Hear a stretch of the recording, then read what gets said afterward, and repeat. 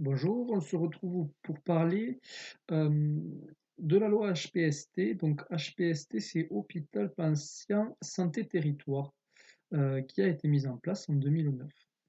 Alors je vous rappelle déjà que nous avions un secteur sanitaire et un secteur social. Le secteur sanitaire, c'était tout ce qui touchait à l'hôpital, qui était un petit peu né dans les lois de 40 et 70. Voilà, 70, c'est vraiment une modernisation. Il y en avait le secteur social qui était né en 75. Deux secteurs qui ne communiquaient pas. Euh, voilà, donc en 2002, on a modernisé le secteur sanitaire et social, surtout social. Euh, Ensuite, on a réalisé la loi HPST en 2009. Alors, clairement, cette loi, elle a fait beaucoup de remous. À votre avis, pourquoi? Parce que elle annexe un petit peu le social dans le sanitaire. Quelque part, l'hôpital vient manger tout ce qui est social. Voilà. Euh, H comme hôpital, P comme patient, santé, santé et territoire. Alors, qu'est-ce qui nous reste dans le social? Territoire, et encore, c'est pas très social. Voilà, c'est très territorial. Donc, qu'est-ce qui se passe? Euh, on avait deux codes. On avait le code de santé publique et le code de l'action sociale et des familles. Ce qui se passe aujourd'hui, c'est que la loi, elle déplace les lignes de partage qui nous étaient familières entre dispositifs sociaux et médico-sociaux, d'une part sanitaire et d'autre part sociale. Quoi dire de plus? Euh, on a des problèmes à ce moment-là, quand la loi est créée en 2009, problème de compatibilité quelque part entre deux dispositifs. Je vous donne un exemple. Dans le code de santé publique, une auxiliaire de vie pouvait donner un médicament. Dans le code de l'action sociale des familles, elle ne pouvait que aider à prendre le médicament. Donc c'était problématique en fonction de l'établissement où vous étiez. Est-ce qu'il était régi par le code de santé publique ou par le code de l'action sociale et des familles? C'est une, C'était très compliqué. Euh,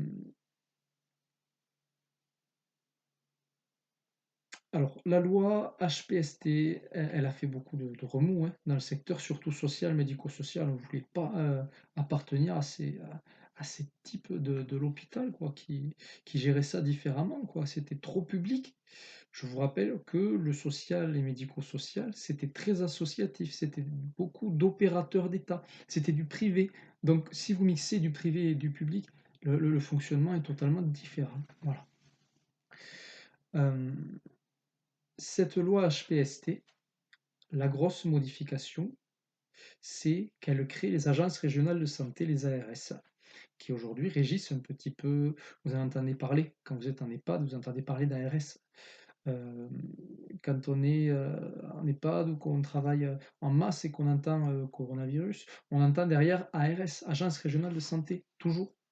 Alors, euh, avant, les décisions se prenaient tout le temps au niveau de l'État. On a fait de la décentralisation, on a créé ces ARS. Ces ARS, on les voulait autonomes. Donc c'est très bien, l'Agence régionale de santé à Toulouse, elle va gérer Midi-Pyrénées-Occitanie comme une grande, l'État n'aurait presque aucun regard. Sauf qu'aujourd'hui, en réalité, ça c'était la façade, hein. En réalité, elles se sont très dépendantes, les ARS, du ministère de la Santé. Voilà. Elles sont très dépendantes, ça. Hum, Qu'est-ce qu'on pourrait dire de plus? Euh, Ces ARS, donc, elles vont gérer le milieu hospitalier, je suis d'accord, et le milieu social et médico-social. Tous les EHPAD, elles vont contrôler principalement EHPAD, masse. Euh, voilà, il y aura des comptes à rendre. Alors, comment ça se traduit? Ces ARS, elles viennent faire quoi dans vos structures? Alors, il existe quelque chose qui s'appelle le contrat pluriannuel d'objectifs et de moyens. Retenez le CEPOM, euh, auquel les structures euh, doivent répondre. C'est un contrat pour l'instant facultatif et avec des exigences de qualité. Je vous donne un exemple, j'ai rencontré l'ADMR du Gers, il n'y a pas longtemps, qui est soumis à ce CPOM, contrat pluriannuel d'objectifs et de moyens, avec des exigences énormes en termes de formation des salariés, parfois des exigences un petit peu qui dépassent la réalité. Voilà.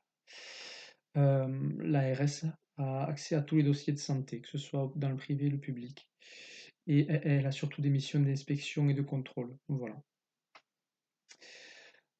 Donc cette loi HPST, elle va renforcer un petit peu le contrôle dans le social, le médico-social, dans vos institutions. Euh, Qu'est-ce qu'on pourrait dire de plus? Eh bien, je crois que c'est tout pour ça. Donc, petit résumé. Euh, Grâce à la loi HPST, elle va réunir sanitaire, social et médico-social. Elle va prendre sous la coupole des ARS le social, le médico-social. Alors, à votre avis, pourquoi est-ce qu'on ne pouvait pas avoir sanitaire et social?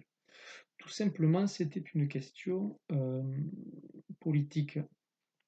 Euh, on pensait réduire les dépenses, mais bon, on ne les a pas trop réduites.